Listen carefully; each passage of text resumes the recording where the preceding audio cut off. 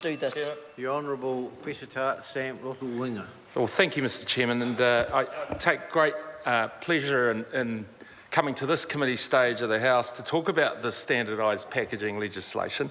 I thank the member for her contribution.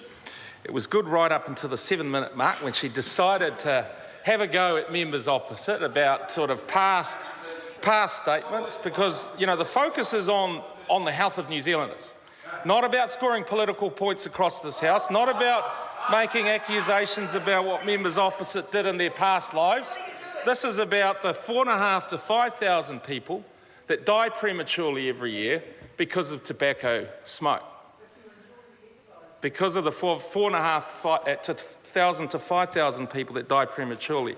And so this bill contains measures, regulation-making powers to control aspects around the design, around the physical appearance of cigarettes, and we know from the Australian legislation, the Australian experience since 2012, that these things work. So what does it do? She spoke quite eloquently about the history of the Labour Party. She spoke quite eloquently about Tariana Turia, and I acknowledge her because it's her driving force that has brought this legislation alongside the government. But this bill actually removes company colours, it removes logos, other marketing ploys that are designed to attract people to smoke. Essentially, they're designed to attract people to almost kill themselves.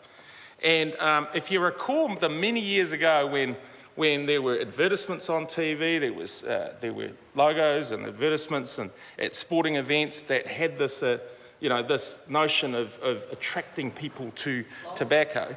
That is a long time ago, and it made it look attractive.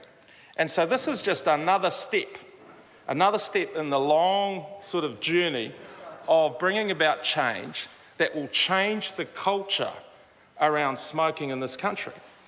And so, you know, this bill does impose controls on marketing, on advertising, and I know that some of the more sort of liberal free marketeers out there will say that this is an impingement on intellectual property rights and freedoms and liberties.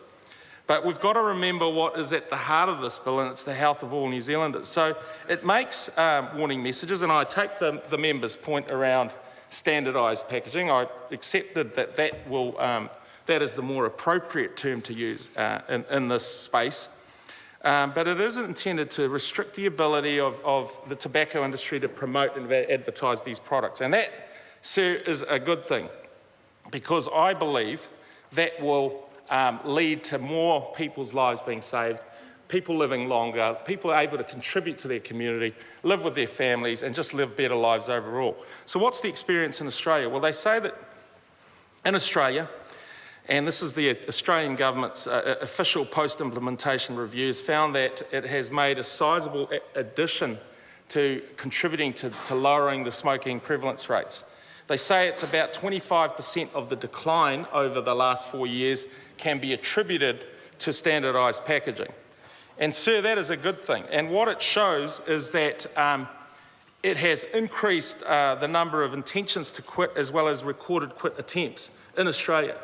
And alongside all the other smoking cessation tools, products that help people get off tobacco, it has shown that it has in fact saved lives in Australia.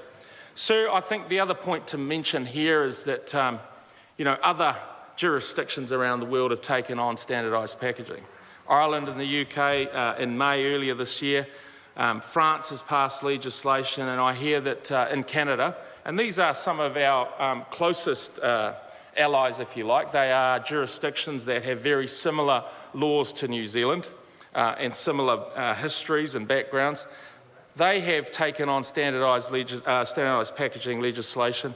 Canada intends to do it, and sir, I'm proud of the fact that New Zealand is progressing this legislation through the House this year. Sir, the other point that will be made and may be made around illicit trade of tobacco. I know I see Barbara Stewart there. She's sort of champing at the bit to make points on behalf of the tobacco industry. And what it is about is that there is no evidence. No, I do it with a smile. I do it with a smile.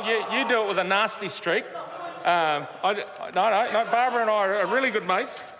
But there is absolutely no evidence whatsoever, Mr. Chair, The Honourable Prisita Sam Lotu-Iiga. that any illegal sales of tobacco will continue, will increase.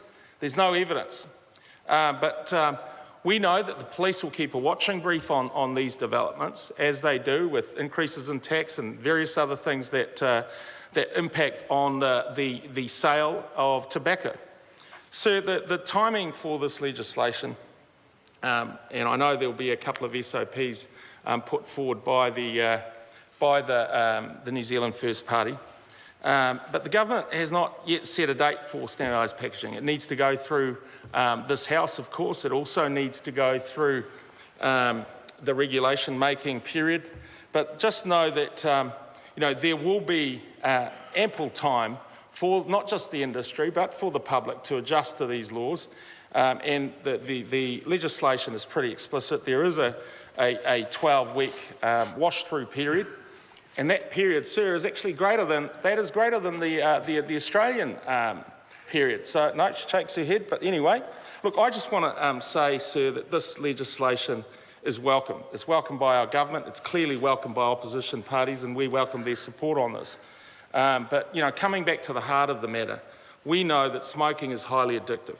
We know that all smokers take it up at quite a young age, and that this piece of legislation is just another tool in the toolbox around increasing taxes, in the toolbox that we'll be looking at consultation around e-cigarettes and whether they will have an impact on smoking rates. It's also, part of the toolbox around the point of display that this government has put in place, alongside support from other parties. But we know that a high proportion of those smokers take it up because of its attractiveness, and we know that pack design, product presentation, and that is used to enhance the appeal of these products must be attacked at its source, and that's why standardised packaging, it makes sense intuitively. It makes sense in terms of the mechanics of it, the aesthetics of it, and that's why standardised packaging is important to reach our 2025 goal of a smoke-free New Zealand. So standardised packaging also supports New Zealand's international obligations, which the member opposite talked about, our commitments under the WHO, or the World Health Organisation framework for the Convention on Tobacco Control. We are proud to be a part of that convention. We support it, and we support the goals around it. And combined with other measures, sir, particularly those measures that our government is putting in place to focus on high needs populations. We know that the Māori rates are well over 30%, Pacific rates in the mid-20s. We know pregnant women have rates that are ridiculous. And so we support that, and that's why there's been a realignment in the services towards those high needs groups in order to bring the rates for smoking down. And so this is another step in the right direction. It's another step in the comprehensive program that this government has around tobacco control. I welcome the support across this House, and I look forward to the questions that may come from members opposite. Thank you. Mr. Chairman. Ian Lees-Galloway. Thank you very much, Mr. Chairman. That was